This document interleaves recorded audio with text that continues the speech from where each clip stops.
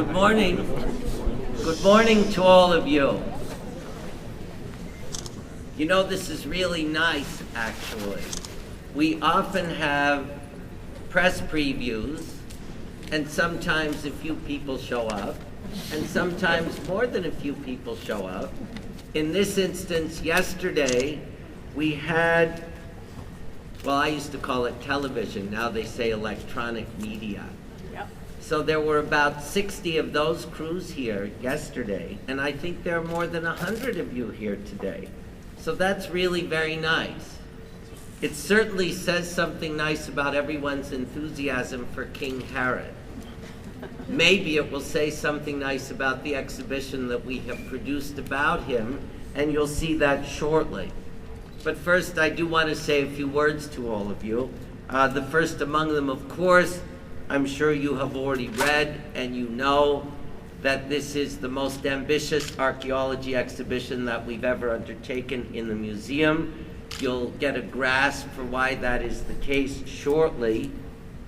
Secondly, and really astonishingly in our view, this is the first museum exhibition ever anywhere to focus on King Herod as a subject. And I think in just about everyone's mind, there's a sense of King Herod as a man. And we won't go there at the moment. That's sort of part of our narrative. But our exhibition really tries very hard to be about Herod's achievement as a regional imperial ruler.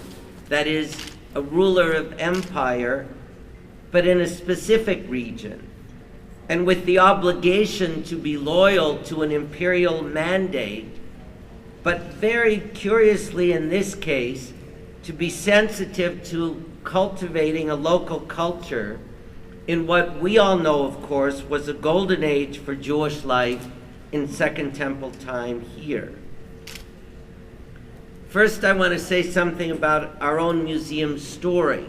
Of course, by now you are all well accustomed to being in the renewed Israel Museum. You know that our narrative is about a continuum of material culture from 1.5 million years ago to the present. And you know that when you go into our archaeology galleries, you see a narrative which is the continuum of material culture from prehistory 1.5 million years ago through those first glimmerings of existential reflection to polytheism, to monotheism, to Judaism, to Christianity, to Islam, and to the Islamic migration to the east of us, to Persia.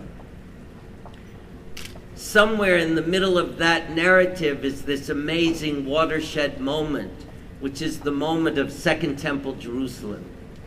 It's an important gallery for us, but it's not such a big gallery. But it's quite important because in one space, you see on this side Herod's Roman Jerusalem, and you see on this side Second Temple Jewish Jerusalem. And for us, in a way, this exhibition is taking that moment and exploding it or expanding it so that it becomes its own very deep and rich narrative. And that brings us from our museum to this particular story. And I think you all know that this particular exhibition story has a great deal to do with a very eminent archaeologist named Ehud Netzer, who spent nearly 40 years exploring and excavating Herodium. And in 2007, he discovered Herod's burial monument and mound and site there. And he came to us almost immediately, well, early in 2008, and he said, this wants to be an exhibition. I need the expertise of the Israel Museum to accomplish it. We need to do this together. And he said, but I know you're about to start rebuilding the museum. God knows how long it will take you to accomplish that. I am concerned that I will be ready and you will not. Here we are, it is the beginning of 2013. We are ready, the exhibition is here. Alas, Ehud Netzer is not here because, as you all know, in 2010, In fact, on the occasion of the first visit to the site at Herodium by Ehud with our team, our curatorial and restoration teams, he fell to his death, which in a way could not be a stranger and perhaps even more biblical story in itself. With the sadness of his loss, I would say nonetheless how grateful we are to be here now realizing his dream to present this project. And when we started to talk to Ehud, it was actually a project that was really just about Jericho to Herodium. It was about Herod's passing in Jericho and the journey from there to his burial site.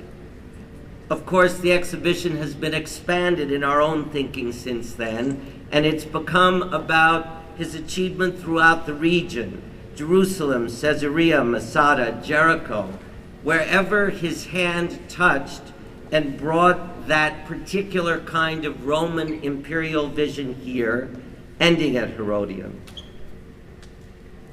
For us, this has been a massive enterprise.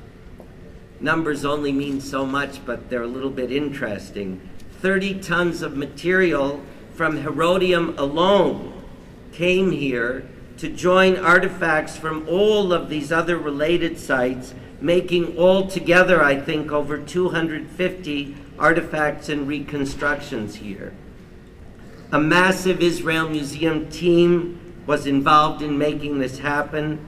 Its leaders are standing next to me, Dudi Mavorach, our curator for Hellenistic, Roman, and Byzantine periods, our curator Sylvia Rosenberg, our curator for classical archaeology, working closely and together with Ido Bruno, the designer for the project. We also have a massive archaeological restoration crew here. This is the crew that really brought Ehud Netzer to us.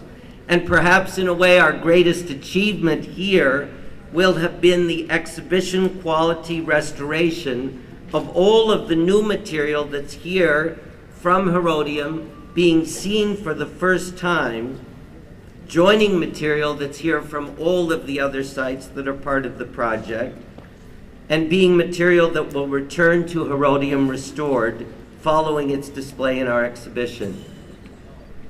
Financially, this exhibition was a huge undertaking for us. I'm pleased to report that it is sponsored in full.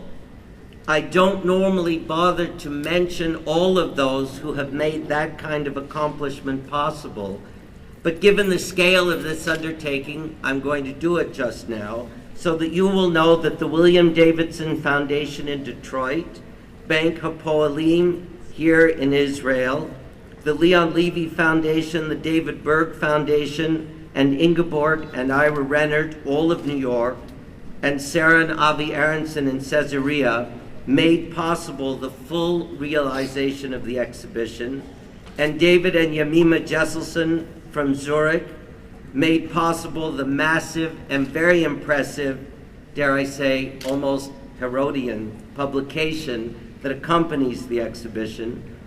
All of this is the first time at this scale, and for it to be funded fully is pretty notable. Given the circumstance of Ehud Netzer's engagement with us throughout this project, the exhibition, of course, is in his memory. Tonight, 1,000 guests will gather for the opening of the exhibition in the presence of Devorah Netzer, his widow, Nir Barkat, Jerusalem's mayor builder of today, Itzik Malcho, our chair, and Yair Sarusi, the chairman of Bank Hapoalim. We're delighted to have all of you here now.